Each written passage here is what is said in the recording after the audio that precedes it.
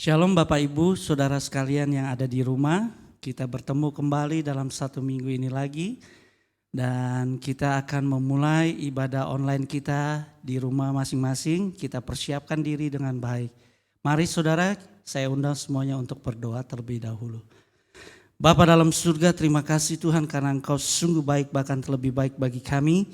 Saat ini Tuhan, kami akan memulai ibadah kami atau ibadah online kami di rumah ya Bapa. Engkau akan memberkati mereka dimanapun mereka berada Tuhan. Engkau juga akan memberikan Tuhan kekuatan bagi mereka supaya mereka terus beriman kepadamu. Melalui acara online ini Tuhan akan diberkati semuanya ya Bapa, khususnya jemaat Mangga 2. Terima kasih Bapak, kami serahkan hanya di dalam nama Tuhan Yesus dan kami buka ibadah online ini. Haleluya, amin.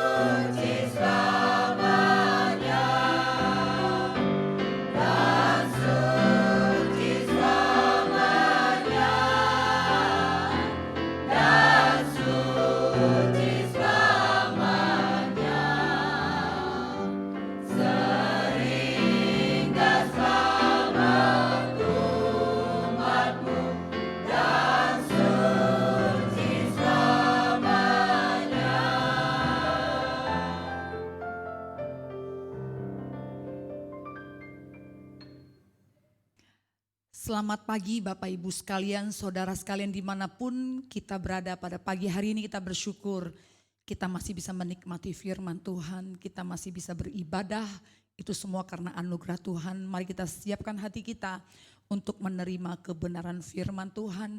Mari kita menyediakan hati kita yang terbaik, kita berdoa.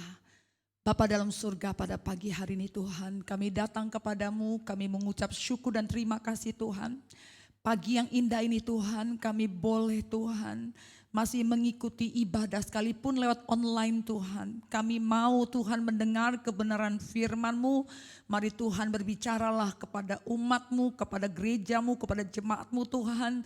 Berbicaralah sesuai dengan kehendak hati-Mu Bapa, isi hati-Mu ya Bapa. Sampaikanlah Tuhan kebenaran yang akan menguatkan iman kami, meneguhkan kepercayaan kami. Supaya kami boleh tetap melangkah Tuhan, sampai Tuhan kami tiba berjumpa dengan Engkau Tuhan.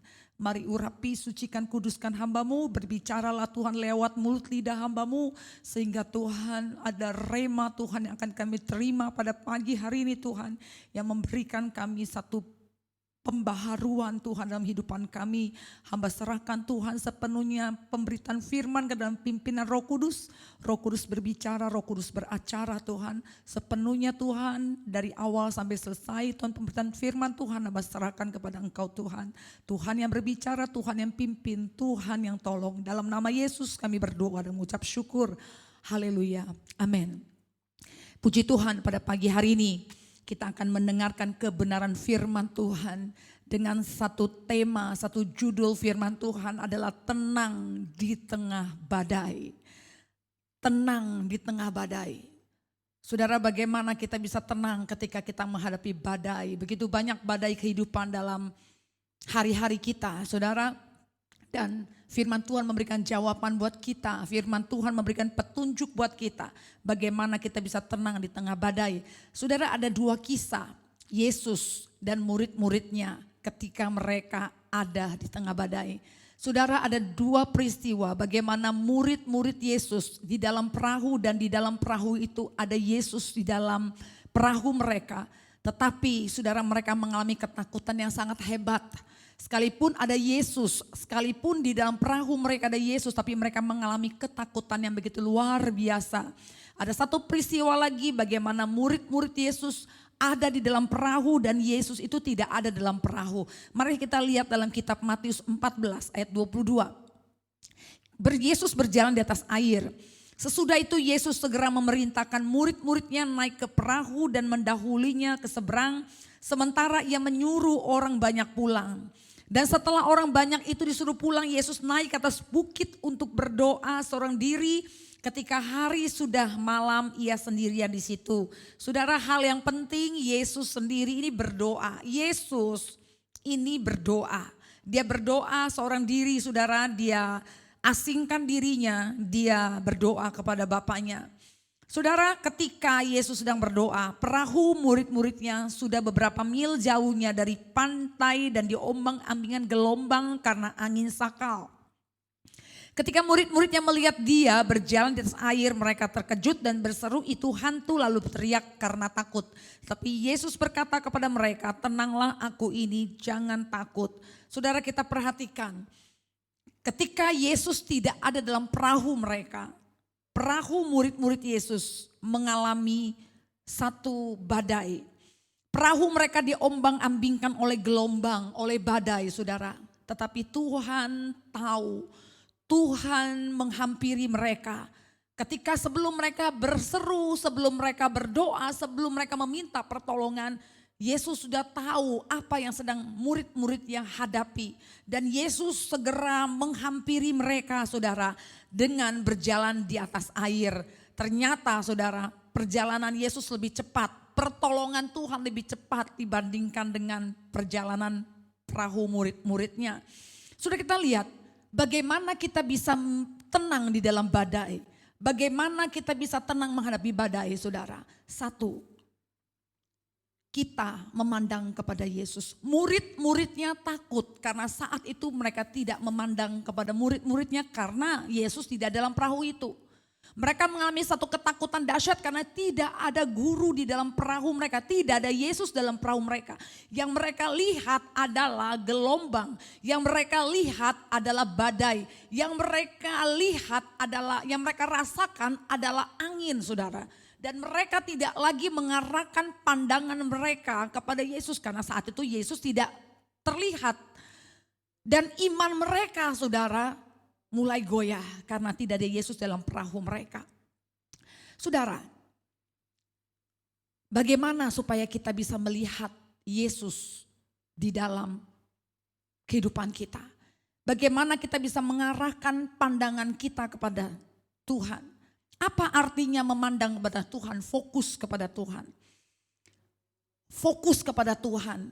Ingat kepada Tuhan. Ingat semua janji-janji Tuhan. Saudara, ketakutan itu sangat melumpuhkan murid-muridnya. Seringkali kita takut membuat kita gak bisa berpikir apa-apa. Seringkali ketakutan membuat kita tidak bisa melakukan apa-apa. Seringkali ketakutan itu membuat hidup kita makin kacau balau. Saudara perhatikan, ketika murid-muridnya mengalami ketakutan yang sangat luar biasa, mereka melihat Yesus berjalan di atas air. Tetapi apakah mereka melihat Yesus itu sebagai Tuhan mereka? Tidak. Ketika mereka melihat Yesus, mereka berseru, itu hantu. Saudara, seringkali ketakutan itu melumpuhkan pikiran kita. Seringkali ketakutan itu membuat pandangan kita, membuat pikiran kita tidak lagi berpikir dengan sehat. Saudara perhatikan kita perhatikan seekor hewan, binatang yaitu seekor anjing. Waktu dia merasa ketakutan saudara, sekalipun itu majikannya, sekalipun itu mungkin tuannya menghampiri dia. Ketika dia merasakan ketakutan, dia tidak lagi melihat itu sebagai tuannya atau majikannya. Dia hanya merasakan itu semua adalah musuh dia dan lalu dia menggigit. Dia mulai menyerang, kenapa? Karena dia takut. Karena dia berusaha melindungi dirinya dengan kekuatannya. Dia mulai menggigit, dia mulai melakukan hal-hal yang fatal, padahal di depan dia adalah majikan atau tuannya yang hendak menolong dia, melindungi dia. Tapi dia tidak bisa lagi berpikir dengan sehat. Sama seperti murid-murid Yesus. Ketika pandangan mereka kepada badai, ketika pandangan mereka kepada angin yang begitu kencang, ketika mereka memandang pada gelombang yang begitu dahsyat, mereka ketakutan dan mereka melihat Yesus. Tapi mereka tidak memandang, tidak melihat Yesus itu sebagai Tuhan mereka. Tapi mereka katakan itu hantu. Dan menyebabkan mereka lebih takut lagi saudara. Seringkali kita sebagai anak-anak Tuhan, kita mengalami seperti itu. Ketika kita takut ada masalah. Ketika kita takut mungkin kita sakit. Mungkin begitu banyak persoalan, pikiran kita tidak lagi tertuju. Tapi ada satu pujian yang begitu menguatkan saya saudara. Ada satu lagu katakan, di saat ku berbeban berat, ku ingat ku punya Tuhan. Jadi artinya ketika kita menghadapi apapun masalah, kita harus ingat kita punya Tuhan. Arahkan pandangan kita kepada Tuhan. Ada satu pepatah mengatakan begini, mata ibarat jendela dan pintu bagi hati kita. Kemanapun kita mengarahkan mata, itu akan membentuk hati kita dan mempengaruhi seluruh aspek kehidupan kita. Mata itu bisa mempengaruhi hati kita. Jadi pada pagi hari ini saudara, firman Tuhan mengingatkan kita, firman Tuhan berbicara kepada kita ketika kita merasakan ketakutan. Apa yang kita pandang, apa yang kita pikirkan, apa yang kita fokuskan, apa kepada masalah, kepada hal-hal di hadapan kita, atau kita arahkan pandangan kita pada dunia, atau kita arahkan pandangan, ya badai itu bukan hanya penderitaan, tapi badai itu bisa juga dengan kesenangan duniawi, kenikmatan yang membuat kita tenggelam. Jadi bukan hanya badai, kesulitan, kesusahan yang membuat kita tenggelam. Kadangkala saudara kesenangan duniawi, kadangkala hal-hal yang membuat kita terlena itu bisa membuat kita tenggelam. Tetapi ketika mata kita tertuju kepada Tuhan, maka pikiran kita, hati kita akan disadarkan saudara bahwa kita punya Tuhan yang sanggup menolong kita.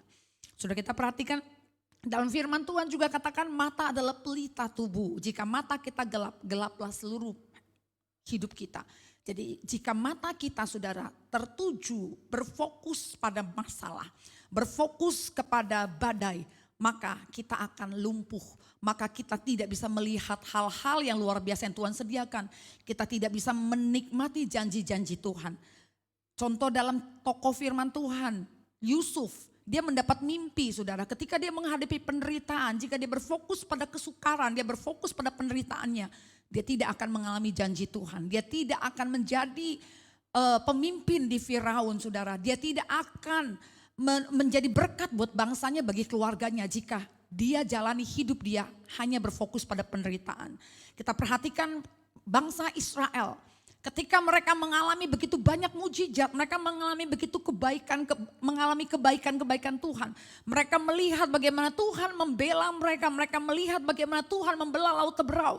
Mereka melihat bagaimana batu bisa mengeluarkan air, mereka bisa melihat bagaimana langit menurunkan mana buat memelihara mereka. Tetap hati mereka penuh dengan ketakutan. Hati mereka terus menerus dikuasai oleh kekhawatiran. Kenapa? Karena pandangan mereka selalu tertuju kepada musuh mereka. Kesukaran, kesulitan, lapar, haus, dan itu mereka mengalami hal-hal yang sangat menyulitkan mereka. Sehingga mereka harus berputar-putar di padang gurun selama 40 tahun, saudara. Mereka harus mengalami penderitaan yang sangat panjang. Kenapa? Karena mata mereka tertuju kepada persoalan dan kesukaran. Tapi kita melihat ketika murid-murid Yesus mengarahkan pandangan kepada Yesus, tetapi dipenuhi dengan ketakutan, dipenuhi dengan begitu banyak ancaman. Mereka melihat Yesus sebagai hantu. Mereka tidak lagi melihat Yesus sebagai Tuhan mereka, penolong mereka. Tapi mereka mulai berpikir bahwa itu adalah hantu yang akan mencelakai mereka, saudara. Nah, ketika firman Tuhan hari ini, saat ini, poin pertama, bagaimana kita bisa tenang dalam badai? Mari kita arahkan pandangan kita kepada Tuhan. Ada satu firman Tuhan katakan, Mazmur 16 ayat 8, aku senantiasa memandang kepada Tuhan karena Ia berdiri di sebelah kananku, aku tidak goyah. Saudara, ayat ini begitu luar biasa. Jika pandangan kita senantiasa kepada Tuhan, fokus kita hanya kepada Tuhan, pikiran kita hanya kepada Tuhan, pikiran kita mengingat janji-janji Tuhan dan hidup kita di dalam firman Tuhan, maka kita akan mengalami begitu banyak berkat. Satu, ketika mata kita tertuju kepada Tuhan, aku tidak goyah. Ketika kita memandang kepada Tuhan, kita akan mengalami satu kekuatan rohani, kekuatan iman, saudara. Aku tidak akan goyah, aku tidak akan lemah, aku tidak akan jatuh sampai tergeletak. Kalau jatuh pun bangkit lagi. Jika pandangan kita terarah kepada Tuhan, hasilnya kita tidak akan goyah. Kita tidak akan bimbang, kita tidak akan jadi Kristen yang diombang-ambingkan oleh persoalan, entar setia, entar tidak, entar melayani, entar mundur. Jadi seperti orang yang bimbang, orang yang mendua hati. Sedangkan firman Tuhan katakan orang yang mendua hati, mereka tidak tenang hidupnya. Apapun yang mereka doakan mereka tidak dapat. Kenapa? Karena hati mereka bimbang. Karena mereka mendua hati. Tapi ketika mata kita senantiasa tertuju kepada Tuhan, maka hasilnya kita akan tetap kuat di dalam Tuhan. Masalah, pencobaan, penderitaan, kesenangan, kenikmatan, apapun yang hadir dalam kehidupan kita gak membuat kita bergeser, gak membuat kita lemah. Kedua, hatiku bersuka cita ketika kita memandang kepada Tuhan. Arah pandangan kita pada Tuhan, Ia berdiri sebelah kananku, aku tidak akan goyah. Kita akan baca ayatnya, saudara. Aku senantiasa memandang kepada Tuhan karena Ia berdiri sebelah kananku, aku tidak goyah. Ayat 9. Sebab itu hatiku bersuka cita dan jiwaku bersorak-sorak. Bahkan tubuhku akan diam dengan tenang. Jadi orang yang senantiasa selalu hatinya tetap memandang kepada Tuhan, hasilnya dia akan selalu kuat di dalam Tuhan. Hatinya selalu bersuka cita. Jadi hati yang sukacita itu tidak dipengaruhi oleh sesuatu yang ada di sekeliling kita. Tapi sukacita atau kebahagiaan itu ada di dalam hati kita. Jika hati kita penuh dengan sukacita, maka apapun masalah di depan kita rasanya itu hal yang biasa. Hati kita akan bersuka cita, jiwa kita bisa bersorak-sorai, kita bisa bernyanyi, kita bisa melompat, kita bisa memuji Tuhan dengan sepenuh hati. Kita bisa penuh dengan sukacita. Dan tubuhku akan diam dengan aman, tenang, damai. Amin, saudara. Tubuh akan diam dengan tentram, tidur enak, makan enak, kemanapun hati tenang, tentram. Dalam firman Tuhan juga katakan orang yang hatinya teguh, orang yang hatinya teguh kau jagai dengan damai sejahtera. Dengan hati yang percaya, dengan hati yang tenang dan percaya, di situ terletak kekuatanmu. Jadi orang yang memandang kepada Tuhan, senantiasa memandang kepada Tuhan, saudara, hatinya tetap percaya, hatinya tetap tenang, hatinya tetap bersuka cita di dalam mereka menghadapi apapun. Hati mereka tetap percaya, mereka tetap tenang, mereka tetap bisa memuji Tuhan, mereka tetap bisa tersenyum, mereka bisa tetap bersuka cita. Kenapa? Karena pandangan mereka tertuju kepada Tuhan. Dalam kitab Mazmur 123 ayat 1. Kepadamu aku melayangkan mataku, kepadamu aku melayangkan pandanganku. Ya, engkau yang bersemayam di sorga. Lihat seperti mata para hamba laki-laki memandang kepada tangan tuannya, seperti mata hamba perempuan memandang kepada tangan nyonyanya. Demikian mata kita memandang kepada Tuhan Allah kita sampai Ia mengasihi kita. Di bagian timur, saudara, para hamba laki-laki atau perempuan, mereka harus ketika mereka bertugas, ketika mereka bekerja di satu tempat kerja mereka, mata mereka harus tetap tertuju kepada tangan tuannya. Ketika tuannya ada tamu, saudara, tuannya gak perlu bicara kepada hambanya, cukup memberikan isyarat dan hamba itu sudah tahu ini tuannya nyonyanya maunya apa. Bagaimana hamba itu bisa melakukan tugasnya sesuai dengan kehendak, keinginan hamba dengan tuannya atau nyonyanya adalah mata mereka harus selalu tertuju kepada tuannya. Selalu tertuju kepada nyonyanya. Apa yang tuannya mau, apa yang bosnya mau. Dan mata itu hamba harus tetap terus tertuju kepada majikannya. Khususnya tangannya. Kalau tangannya kasih isyarat mungkin bawa minum, mereka udah harus. Atau mungkin isyarat lewat mata atau lewat tangan dan hamba itu sudah tahu, oh majikan saya, tuan saya, nyonya saya maunya ini. Demikian saudara, kalau mata kita tertuju kepada Tuhan, hati kita senantiasa melekat kepada Tuhan, kita akan tahu Tuhan maunya apa dalam hidupan kita. Tuhan memberikan signal, segala sesuatu yang terjadi dalam hidupan kita, Tuhan bisa gunakan semua itu untuk memberitahukan apa yang Tuhan mau dalam hidupan kita. Kalau hati kita fokus kepada Tuhan, bukan kepada dunia, bukan kepada masalah, bukan kepada kesukaran hidup, bukan kepada hal-hal lahiriah, tetapi mata kita senantiasa memandang kepada Tuhan.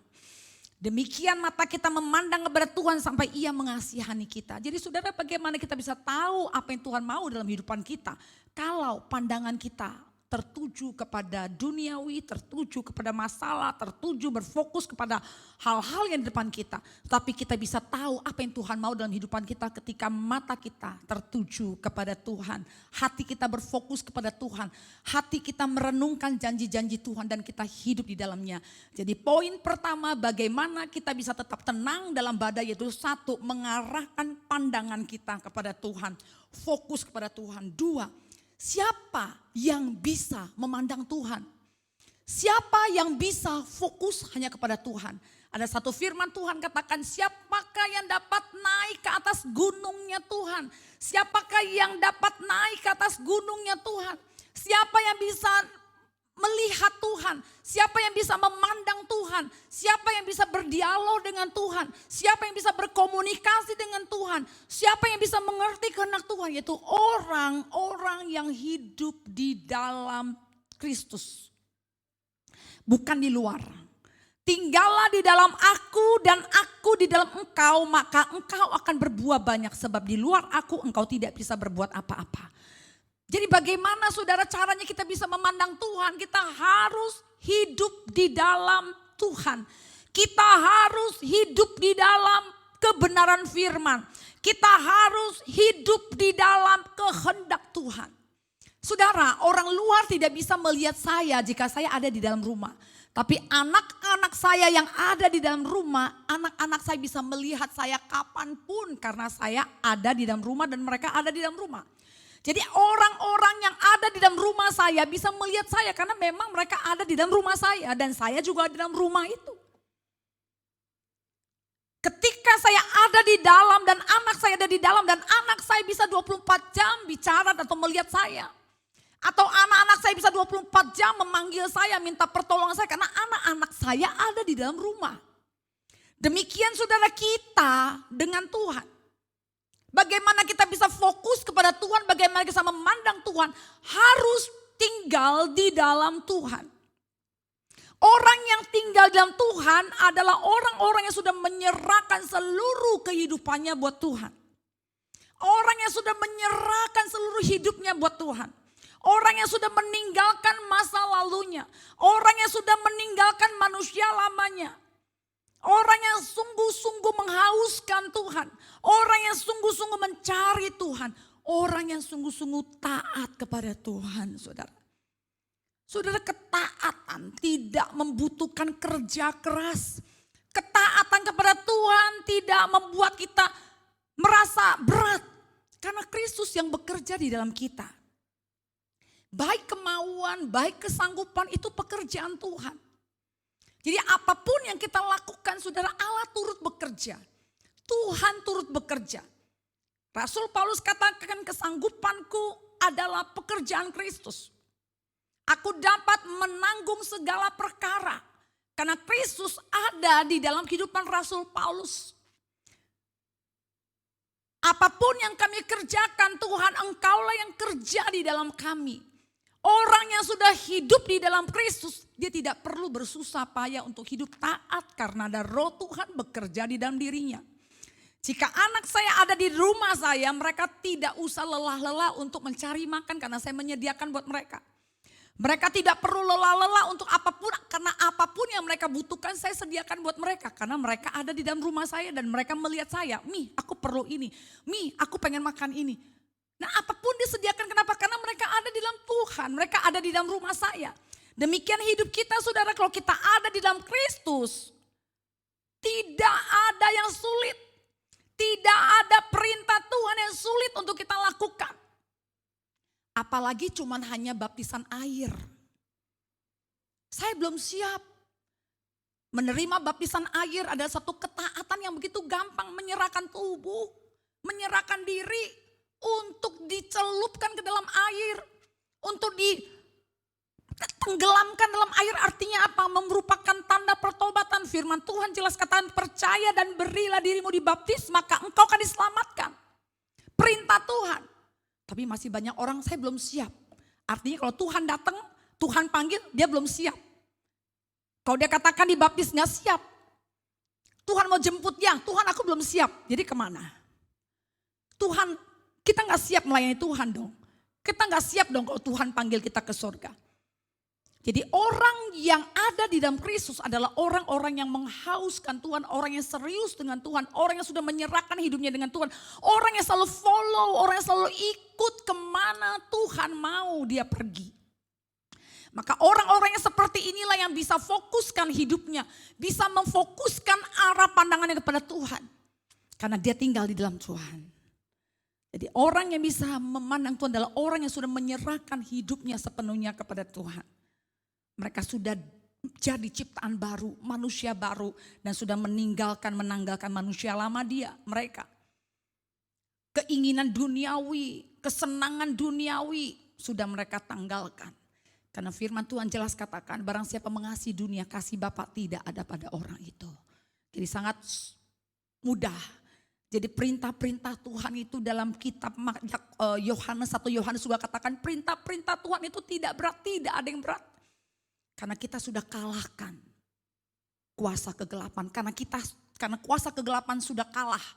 Yesus sudah menang dan kita diberikan kemenangan. Kita adalah pemenang. Jadi tidak perlu merasa takut dalam menghadapi apapun. Tetap pandang Yesus. Ketika ketakutan menguasaimu, engkau tidak bisa lagi melihat Yesus dengan akal sehatmu. Engkau tidak bisa lagi melihat sesuatu dengan pikiran yang baik. Selalu negatif, tidak baik. Saudara, kalau kita ada dalam Kristus, semua baik. Kalau Tuhan menciptakan dunia, ketika Tuhan menciptakan segala sesuatu dalam kitab Kejadian, semua baik. Jadi orang yang mengandalkan Tuhan, orang yang memandang Tuhan, fokus pada Tuhan, apa yang dilihat semua baik. Gelombang badai mendatangkan kebaikan buat saya. Masalah kesulitan, ini proses buat saya. Dan dia akan menjalani dengan sukacita. Dia akan menjalani dengan damai sejahtera. Dan dia menjalani bersama dengan Tuhan. Dan dia anggap semua badai, persoalan, kesulitan, kesakitan itu hal-hal yang hanya untuk memurnikan iman dia. Jadi tidak perlu merasa takut, tidak perlu merasa cemas, saudara. Arahkan mata hati kita kepada Tuhan. Ada amin. Kiranya firman Tuhan pada pagi hari ini menguatkan kita, memulihkan hidup kita, dan membuka mata hati kita. Jangan kita hanya berpegang pada janji Tuhan tetapi tidak mau hidup dalam kebenaran firman Tuhan. Itu tidak bisa terjadi. Hanya mau janjinya, hanya mau hadiahnya tapi tidak mau taat. Hanya mau minta haknya tetapi tidak melakukan kewajibannya. Lakukan kewajibanmu sebagai anak-anak yang taat. Lakukan kewajibanmu apa yang Tuhan mau dalam firman Tuhan. Ketika Tuhan minta, serahkan dirimu kepada Tuhan. Serahkan hidupmu kepada Tuhan. Lalu kemudian ketika kita sudah melakukan kewajiban kita, kita bisa menuntut hak kita. Gak usah menuntut, Tuhan sudah tahu hak kita apa. Tidak usah kita minta, Tuhan sudah tahu apa yang kita perlukan. Jadi firman Tuhan itu begitu luar biasa saudara. Firman Tuhan berhenti di sini saudara, tetapi biarlah firman Tuhan itu terus kita renungkan dimanapun kita ada, baik di jalan, baik di rumah, baik mungkin masak, atau mungkin kita sedang perjalanan renungan firman Tuhan siang dan malam.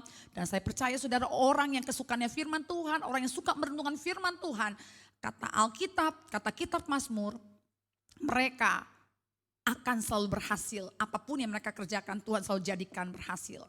Seperti pohon yang ditanam di tepi aliran air, daunnya tetap hijau, menghasilkan buah pada musimnya, akarnya kuat, tidak goyah, tidak goncang. Haleluya, amin. Kiranya firman Tuhan yang sederhana bisa memberkati saudara sekalian dimanapun saudara ada. Tuhan memberkati, amin.